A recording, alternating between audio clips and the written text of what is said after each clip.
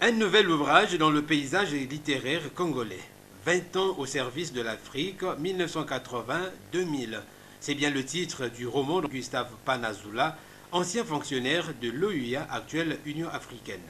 Dans cet ouvrage de 200 pages, préfacé par Pascal Gayama et édité à ADCLF, l'auteur brosse à sa façon le tableau d'une institution qu'il a servi avec conviction et dévouement, mais aussi avec des interrogations.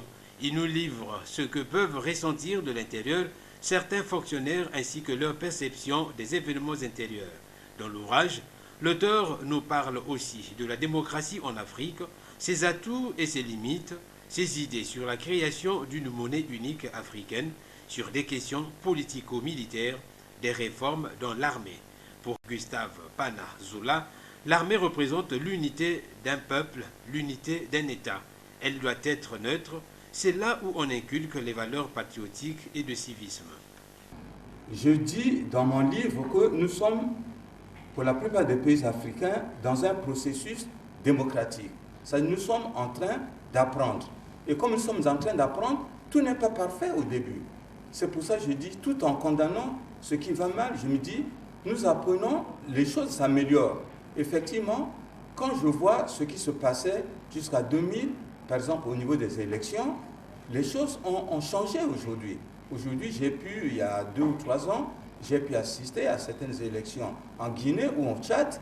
Le peuple est plus réactif qu'il y a, par exemple, 10 ans, où les gens subissaient. Il y a donc une amélioration comparable par rapport aux étapes naissantes de la démocratie après la chute du mur de Berlin. L'auteur s'est aussi inspiré sur un certain thème lié aux réalités du Congo et de l'Afrique. Le colonel à la retraite en appelle au dialogue social au sujet du changement ou non de la Constitution. L'ouvrage est vendu à 20 000 francs CFA.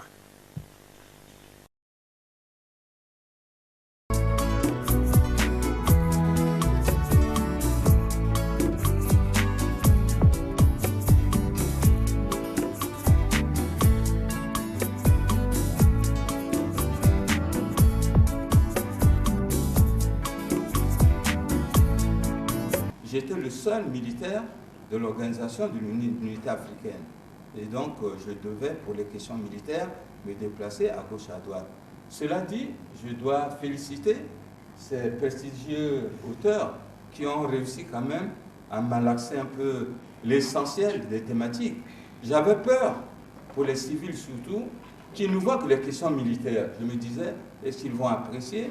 J'ai beaucoup parlé de l'armée, des questions militaires et tout, mais ils ont réussi à concilier les questions politico-militaires que j'ai soulevées dans cet ouvrage et à vous le présenter. Et je vous remercie également pour cela et je remercie tout le monde.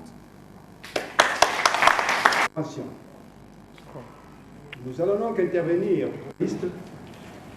et nous partons à notre gauche.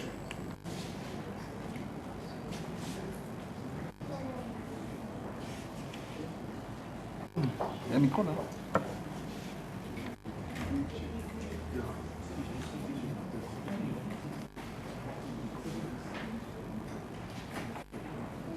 Oui, nous disons que nous partons de la gauche vers la...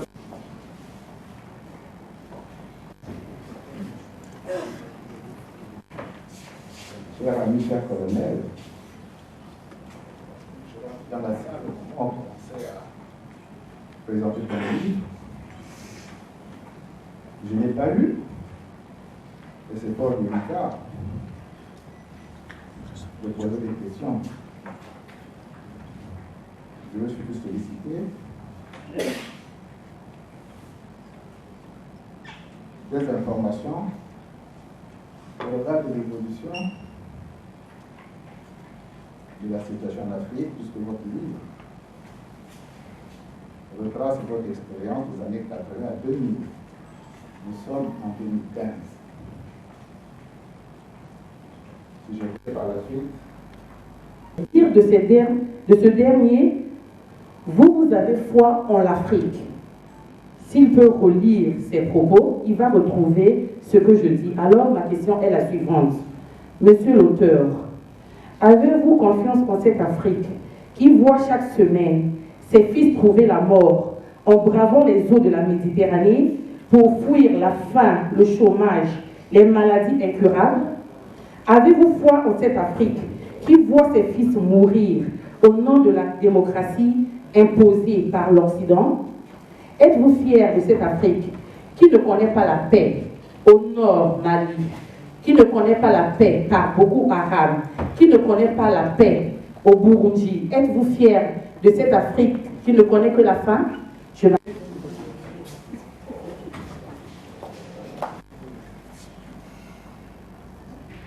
De préoccupation.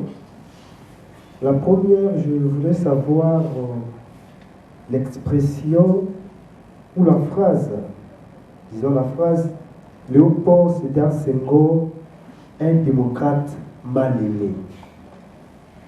Vraiment, c'est quelque chose que je n'ai pas compris. En quoi est-il mal aimé alors que c'est quelqu'un, quand on suit son parcours, qui est parmi les modèles? Alors, je ne comprends pas pourquoi est-il mal aimé. Le dernier titre, qui est donc la démocratie participative, ouvre ses portes dans cette démocratie. Et quelle... On va évoluer, nous passons au centre. C'est M. Mwakassa Serge, étudiant. 20 ans au service de l'Afrique. Je pense bien qu'ici, l'auteur nous partage son expérience professionnelle.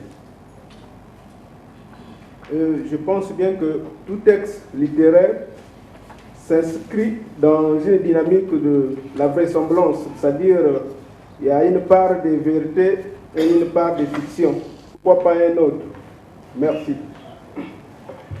Et donc, il va se faire ce devoir de répondre. J'ai au moins eu cet avantage de diriger à un niveau que moi je n'ai pas atteint. Alors, il me pose la question de savoir si, dans mes réflexions, je me suis arrêté seulement à l'année 2000 ou si j'ai continué au-delà, puisque je continue de suivre l'actualité. C'est vrai, je continue de suivre l'actualité et vous avez même vu que quand je parle par exemple du coup on appelle ça, le pied de nez de l'histoire à propos des changements anticonstitutionnels, cela se passe déjà dans la période après 2000. Je suis déjà en dehors de l'OUA et je vois ce qui se passe, je vois que les coups d'État continuent, je vois que les changements continuent. Je dis, l'OUA avait adopté une déclaration où ils disent plus jamais de changements anticonstitutionnels. Or, après ça, et le livre l'atteste, vous avez eu le Niger, vous avez eu la Mauritanie, vous en avez eu d'autres, et c'est comme si l'OUA qui voulait exorciser ce mal est tombé dans son propre piège, et l'histoire a démontré qu'elle n'a pas réussi. Maintenant, s'agissant de la démocratie à l'heure actuelle, quand vous dites c'est peut-être fictif, non. Je dis dans mon livre que nous sommes, pour la plupart des pays africains, dans un processus démocratique. Ça, nous sommes en train d'apprendre. Et comme nous sommes en train d'apprendre, tout n'est pas parfait au début. C'est pour ça que je dis, tout en condamnant ce qui va mal, je me dis, nous apprenons, les choses s'améliorent. Effectivement, quand je vois ce qui se passait jusqu'à 2000, par exemple au niveau des élections, les choses ont changé aujourd'hui. Aujourd'hui, il y a 2 ou 3 ans, j'ai pu assister à certaines élections en Guinée ou en Tchad. Le peuple est plus réactif qu'il y a, par exemple, 10 ans, où les gens subissaient. Il y a donc une amélioration, comment dirais-je, une amélioration comparable par rapport aux étapes d'il y a aux étapes naissantes de la démocratie après la chute du mur de Berlin. Et je pense que ça, c'est quand même encourageant, même si les conflits continuent, ces conflits ne sont peut-être plus exactement de même nature. Je crois que ces derniers temps, il n'y a plus tellement eu de conflits territoriaux entre les pays voisins. Ce qui existait quand même au début, et ce qui existe encore, j'ai vécu par exemple entre l'Érythrée et l'Éthiopie, quand j'étais encore à Addis Abeba, ou entre le Soudan plutôt la Somalie et l'Éthiopie, ou entre le Kenya et la Somalie, quand j'étais encore à Addis Abeba. Maintenant, il y en a de moins en moins. Et effectivement, comme vous, j'ai signalé la recrudescence de conflits post-électoraux. Pourquoi? Parce que les élections ne se déroulent pas toujours comme il se devrait, et cela, au lieu d'engendrer la paix, ça engendre quand même des conflits. Dans ce pays, vous l'avez connu, nous l'avons connu, donc on sait ce que c'est. Donc c'était là ma spécialité, c'était là où je pouvais exercer mes compétences. Ce n'était pas dans le domaine économique, ni dans les domaines culturels où il y avait d'autres personnes qui étaient mieux qualifiées que moi. Mais c'est vrai que quand j'aborde par exemple la question de la guerre des étoiles ou des États-Unis d'Afrique, je souligne le fait que les gens ou les États qui sont en train de poursuivre des recherches pour construire des armes nucléaires, ils privent le reste de l'humanité de ressources qui pouvaient servir au développement. D'ailleurs, je cite beaucoup d'études de l'Institut suédois CIPRI ou CIPRI si vous préférez, qui donnent toujours les chiffres des dépenses mondiales dans le domaine des armements, qui dépassent les besoins de tous ces États. Ce qui veut dire que c'est un gaspillage d'une certaine façon. Et je le dis, et je suis d'accord avec vous, qu'il y a un certain nombre de questions qui ont été abordées sous l'OUA et qui ont commencé à trouver peut-être un début de solution sous l'Union africaine. Par exemple, cette question, de cette réflexion sur la monnaie africaine. Kadhafi l'avait lancée, il y a d'autres questions encore, mais je crois que les études se poursuivent. On arrivera bien un jour à créer une monnaie africaine. Et de toute façon, comme vous l'avez souligné, les échanges sud-sud ou bien interafricains sont très très bas aujourd'hui, mais je pense que de plus en plus, notamment avec la fin de l'apartheid en Afrique du Sud, on a vu qu'il y avait quand même ces échanges qui étaient plus ou moins boostés. Voilà ce que je peux vous dire à ce stade. Mais j'ai pris la paix. Parfois, j'allais même sortir du domaine qui nous intéresse pour aller prendre de la religion. Parfois, quand vous regardez un élément, quelque chose, vous voyez sous un angle donné. Mais d'autres peuvent le voir sous d'autres angles aussi. C'est vrai, quand vous voyez l'Afrique, il y en a qui peuvent dire qu'il n'y a pas de paix, il n'y a pas de démocratie. Mais quand vous voyez les petits pas qu'on fait, vous voyez ce qu'avait dit Armstrong quand il a marché sur la Lune. C'est un petit pas pour peut-être les chances et tout, mais c'est quand même un grand pas pour l'homme d'arriver sur la Lune. Donc ici, quand nous voyons la démocratie, il faut avoir confiance parce qu'on ne recule pas, on ne régresse pas indéfiniment. Il y a toujours des petits pas. On peut dire, certains peuvent dire, oui, un pas en avant, 2 pas en arrière, mais on fait quand même des petits pas. Et dans ces petits pas-là, quand vous prenez un pays comme le Sénégal, vous pouvez voir quand même que c'est quelque chose qui est différent de la plupart des pays africains. Quand vous voyez l'île Maurice, c'est différent. D'ailleurs, quand vous voyez la plupart des pays de l'Afrique australe, le Botswana, le Lesotho, le Mozambique, vous voyez bien que l'Afrique bouge, l'Afrique va de l'avant. Même si tout n'est pas parfait, moi je pense que les choses ne peuvent pas être parfaites du jour au lendemain. Nous sommes dans un processus d'apprentissage et c'est petit à petit, avec les luttes et tout, qu'on arrivera à faire bouger les choses. Et donc j'ai confiance en cette Afrique parce que j'ai accepté de la servir, j'ai accepté de dire que je ne suis pas seulement un Congolais, je suis un Africain.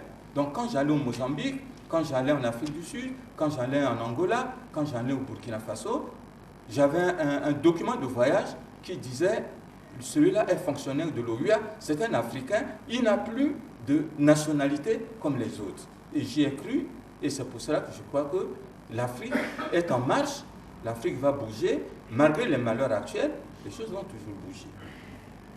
Inspiré, Senghor, Nkrumah, Nasser, etc. Et Kwame Nkrumah, pour des fêtes anniversaires, on va dire, tiens, on va fêter l'anniversaire d'un tel. Rassurez-vous, ce n'est jamais arrivé pour exclure les vaincus. Ça veut dire quand bien sûr, c'est quoi? Dans un pays, vous avez des institutions. Vous avez en dehors des institutions électives, comme le Sénat ou les que rares sont ceux-là qui sont témoins de l'histoire et acteurs de l'histoire, d'une partie de notre histoire, et qui acceptent de le partager. Et je pense que ceci est très important. Venir après nous